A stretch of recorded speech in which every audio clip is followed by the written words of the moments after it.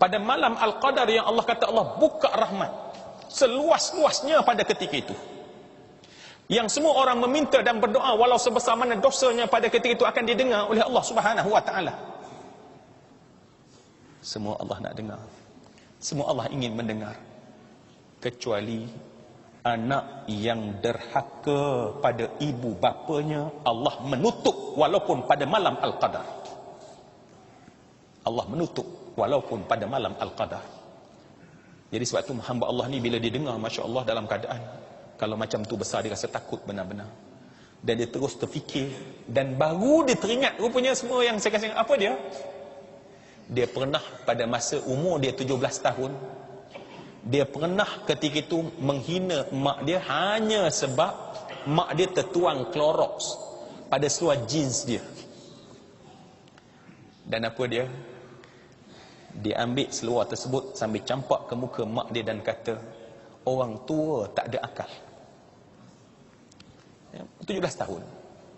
Tetapi mak ya, dia tanggung duka dan sedih, tetapi kemudian masa mungkin merawat dia. Masuk umur dia 50 tahun. Daripada 17 tahun sampai umur dia 15 tahun, tapi perasaan tak senang, tak sedap ada dalam hati dia.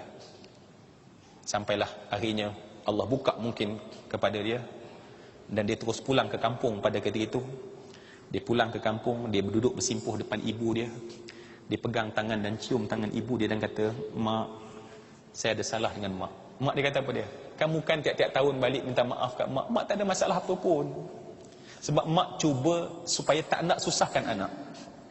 Tapi oleh kerana dia betul-betul rasa dia bersalah, dia sebut, mak, saya pernah pada umur 17 tahun dulu, mungkin mak dah lupa, dia kata. Mungkin mak dah lupa. Tapi saya nak ingat pada hari ini, saya nak minta maaf tentang salah ini. Saya minta mak maaf kerana saya pernah sebut pada mak, mak orang tua tak ada otak. Tuan-tuan tahu apa yang berlaku? Si emak tadi, yang anak sangka lupa, tiba-tiba si emak tadi, dia pegang tangan anaknya dan sentap. Kata apa dia? Inilah tangan yang emak nak heret depan Allah. Sanggup kata pada ibu yang melahirkan dia, orang tua tak ada otak. Hak ni sebenarnya mak tak pernah maaf sejak dulu sampai sekarang.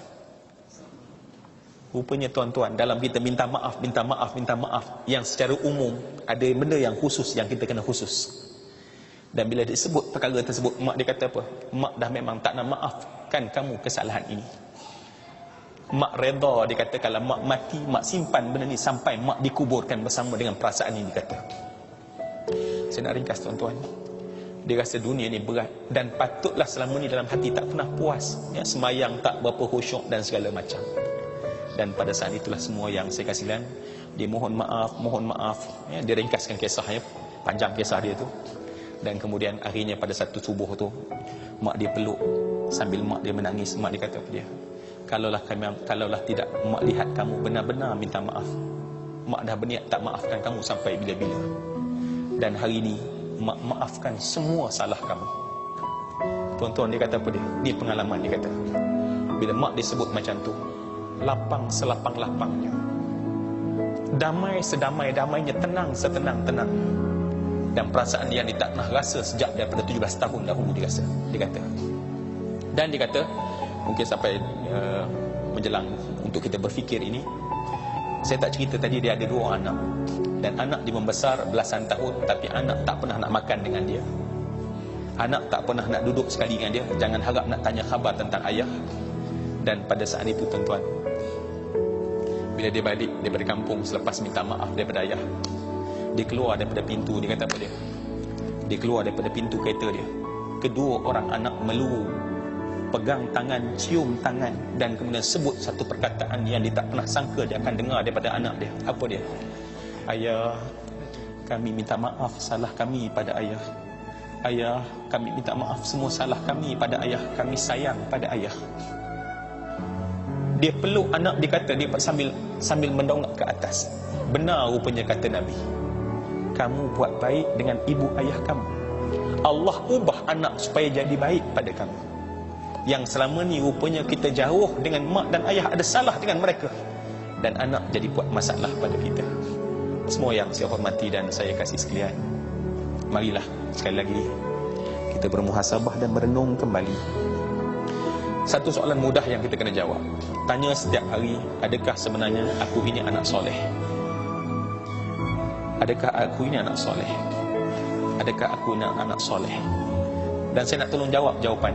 Nabi pernah cerita tentang orang yang berdarah tangan dan kaki. Nabi kata, kamu belum layak jadi anak soleh. Wahai kita, adakah kita telah layak jadi anak soleh yang sebenar-benarnya? Kerana lawan bagi soleh adalah derhaka. Lawan bagi soleh adalah derhaka. Ya Allah, janganlah kami Engkau golongkan dalam sebagai golongan anak-anak yang derhaka, yang Engkau murkai dan benci dan tidak mau mendengar daripada kami akan doa dan permohonan kami.